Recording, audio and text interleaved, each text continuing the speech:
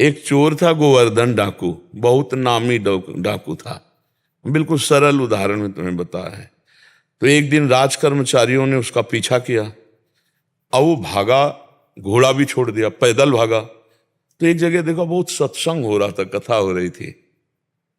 पंडित परशुराम जी महाराज कथा कर रहे थे, करमैती बाई के पिता।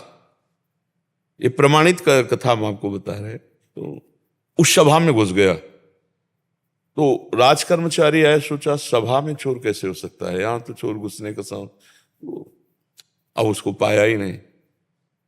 जब कथा 2-3 घंटे बाद समाप्त हुई तो कथा का प्रसंग चल रहा था।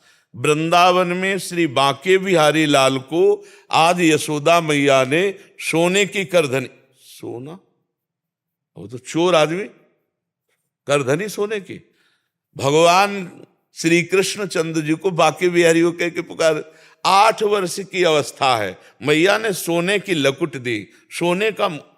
अरे इतना माल एक साधारण, और गाय चराने अपने सखाओं के साथ जा रहे हैं। कथा समाप्त हुई, नजदीक पहुंचा, चाकू निकाली, पंडित परशुराम जी के गले में लगाई। पता लिखो।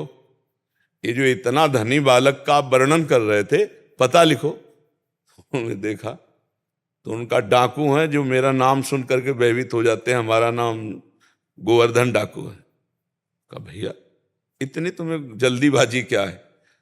बोले पता लिखो। केवल कहा? बोले मथुरा क्षेत्र वृंदावन, बाप का नाम नंद बाबा, कन्हैया, गाय चराने। पर सुनो, ये तुम्हारे जैसे डाकू उसको चोरी नहीं कर सकते, बहुत नटनागर, बहुत प्रवीण बालक है वो। तो उन्होंने कहा तुम हमको ऐसा समझते हो, अकेले अकेले राजाओं के महलों को लूट लिया है?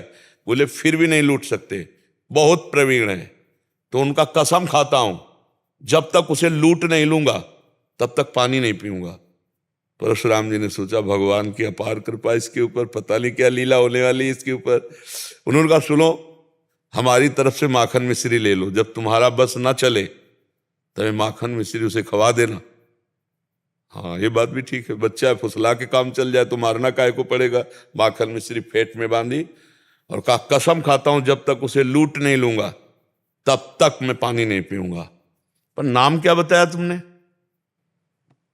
इतना बड़ा नाम तो। बोले श्याम सुंदर। श्याम सुंदर, श्याम सुंदर, वृंदावन, गाय चराना, श्याम सुंदर। अब भगवान का चिंतन बनने लगा। देखो चिंतन बनने लगा। अब वो पैदल चल करके आया।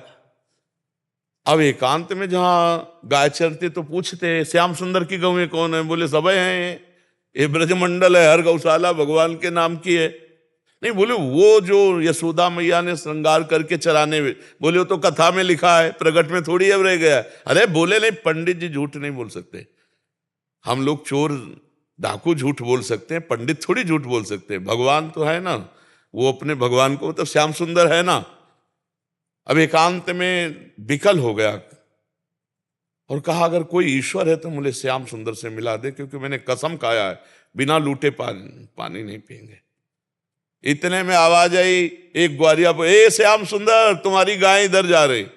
अरे दौड़ा उधर, देखा कमर में हाथ रखे, न जाने कौन से गुण पर दयाली दिली जाते हैं, पीतांबर की फेट, वैसे ही श्रृंगार जैसा पंडित जी ने वर्णन किया था। श्याम सुंदर, कमल नयन, मोर मुकुट और करधनी और लकुट। उसने हर चाकू निकाली, हर सखा को, और वो सब सखा दिव्य, वो गायें दिव्य भगवान ने प्रकट की थी। सब सखाओं का भाग जाओ नहीं मार डालेंगे। भगवान ने इशारा किया कि जाओ इसको हमें एकांत में निहाल करना है। बोले हाँ बोल रहे। बोले तू डरता ले क्या? बोले अब काल से भी नहीं डरते, तेरे से क्या डरना है। बोले मेरा नाम नहीं सुना होगा इसलिए तू डरेगा। अब ये मेरा नाम गोवर्धन डाकू, तो गोवर्धन ही तो नाम है ना, मेरा नाम गोवर्धन धारी है। भगवान उससे जब वार्ता कर रहे हैं तो उसका जीवत्व तो नष्ट हो रहा है, अज्ञान नष्ट हो रहा है। उन्होंने देखा बड़ा प्रवीण पंडित जी कह रहे थे माखन मिश्री खवा के काम कर ले। बोले सुनो, भगवान ने कहा अच्छा ऐसा प्यार करते हो? बोले प्यार के लिए नहीं है, ये सोना चांदी जो पहले ये उतारने के लिए। भगवान ने कहा ये तो वैसे ही उतार देंगे, लाओ तुम्हारा। माखन में श्री खाई और कहा थोड़ा तुम खाओ, और जे भी भगवान ने चखाया उसे भगवत अज्ञान हो गया। अब भगवान को साष्टांग दंड, प्रभु प्रभु। एक बात सुनी कि कन्हैया गाँव में चला रहा है, चल पड़ा, कसम खा ली तो भगवान मिल गए। यहाँ जीवन व्यतीत हुआ जाता है, हलवा पूड़ी खा करके दिनचर्या का बैलेंस बनाते रहते हैं, तो भगवान कहाँ मिले? जब भूख प्यास सहकर केवल भगवान के दर्शन के लिए, तो भगवान उसी समय प्राप्त हो जाते हैं। हम लोग सुनते बहुत हैं, समझदार बहुत हैं, नहीं करना चाहिए ये भी जानते हैं, लेकिन भजन ना होने के कारण हम उसको उतार नहीं पाते हैं। भजन शुरू करो, अभी बात बन जाए।